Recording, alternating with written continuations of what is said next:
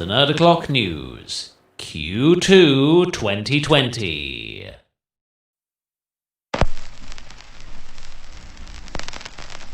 The facts as I know them are not facts but theories. Thus, elements of the following fantastical, known partial truths may be founded upon fragments of fruity fiction, and any similarity such content might manifest to entities and events within your realm of reality is purely coincidental.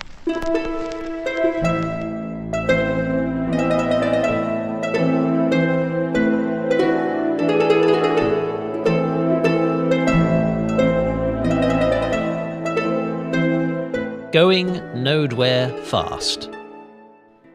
Infamous semiconductor sorcerer Intel at long last unleashed the fifth and ostensibly definitive embodiment of their aging 14-nanometer fabrication process, Comet Lake.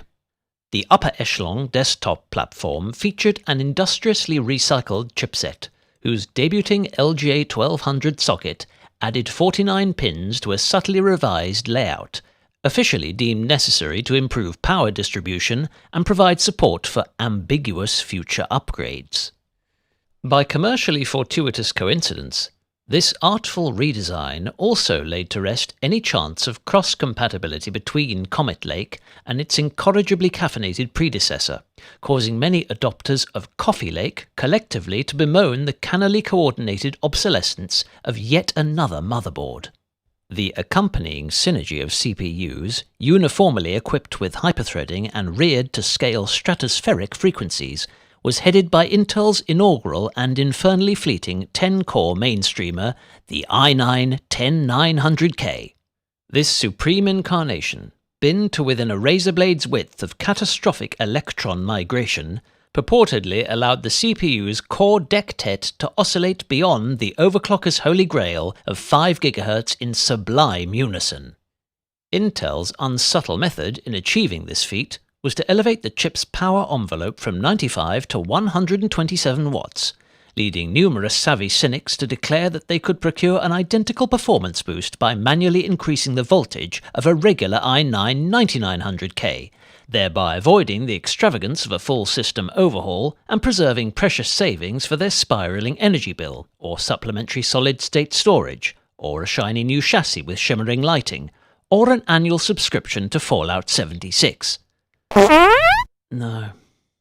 Intel were mindful to publish certified operating guidelines to accompany their cosmic fabrications for manufacturers to follow or flout at their own discretion.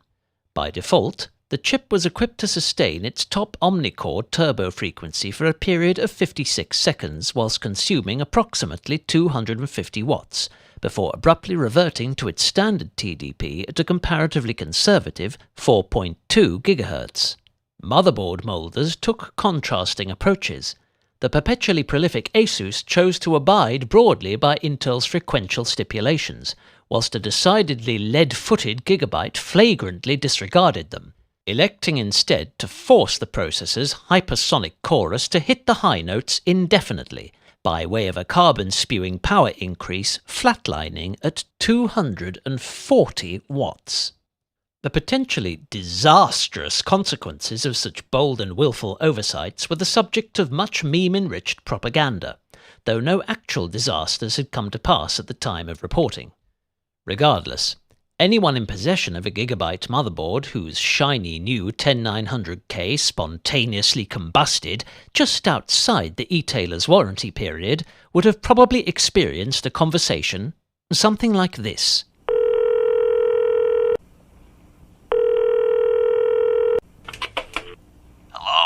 Hello, e-tailer. My 10900K just broke. It's not our problem, pal. Call Intel.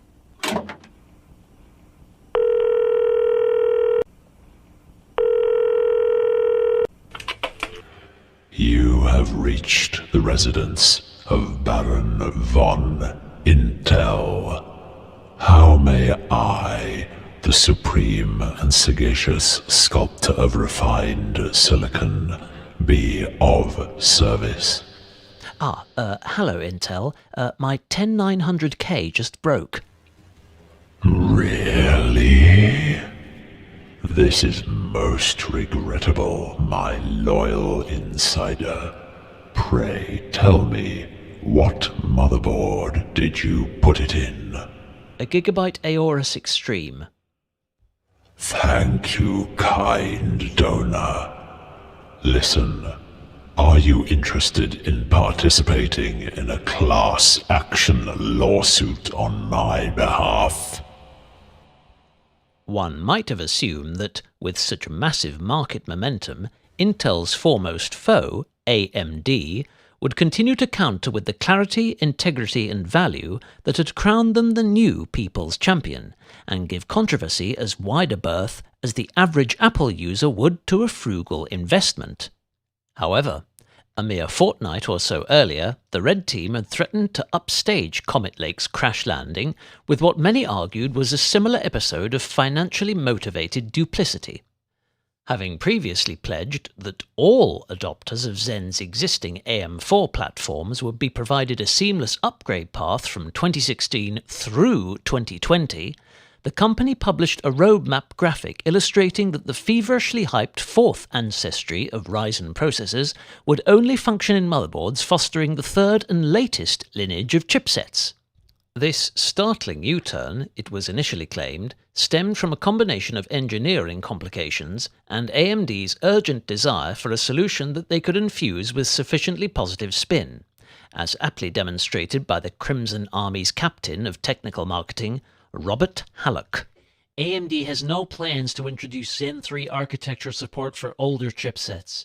While we wish we could enable full support for every processor and every chipset, the flash memory chips that store BIOS settings and support have capacity limitations.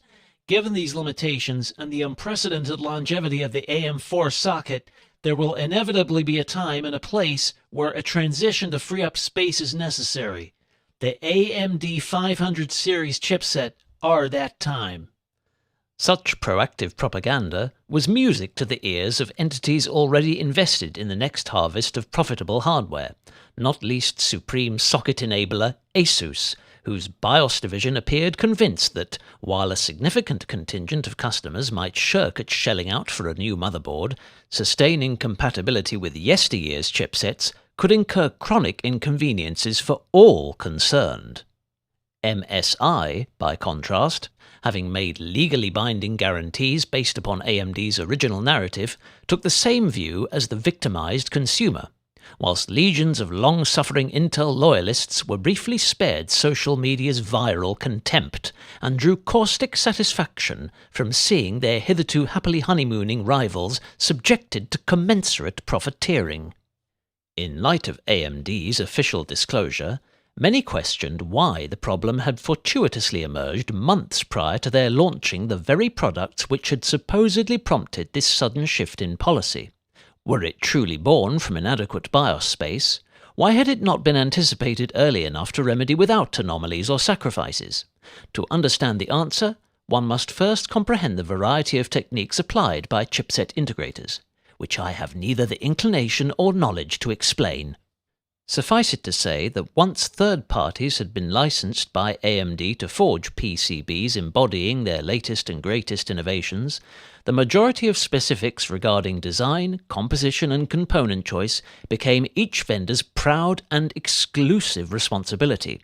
Thus, there could be no express guidance over BIOS capacity and no assurance that every motherboard would feature ROM capacious enough to ultimately account for more than 80 Ryzen processors spanning 4 generations. 16 MB had long been the default, with the relevant components commanding a firm presence throughout the industry, and at the point of Zen's inception, none with a vested interest in its success had predicted the occurrence or implications of a conflict between AMD's unprecedented commitment and contemporary BIOS evolution. By Zen's tertiary iteration, the problem was all too manifest, compelling motherboard makers to free up room for the requisite microcode and indispensable functions by forfeiting overly ornate aspects of the user interface. When key manufacturers began integrating bulkier BIOSes on their premium products, a further obstacle arose from the inability of earlier processors to address memory beyond the 16 MB boundary.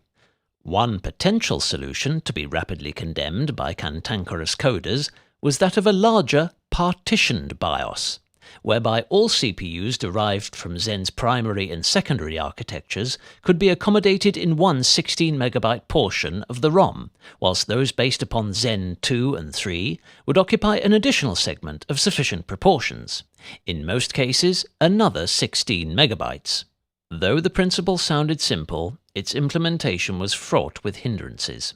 For one, these ampler ROM chips were both scarce and costly enough to render profit margins untenably narrow, while for another, the section of memory allocated to earlier CPUs would also be used to harbour the BIOS's ever-expanding feature sets, again enforcing the exclusion of settings and variables that the compulsive tweaker would consider critical to their system's performance.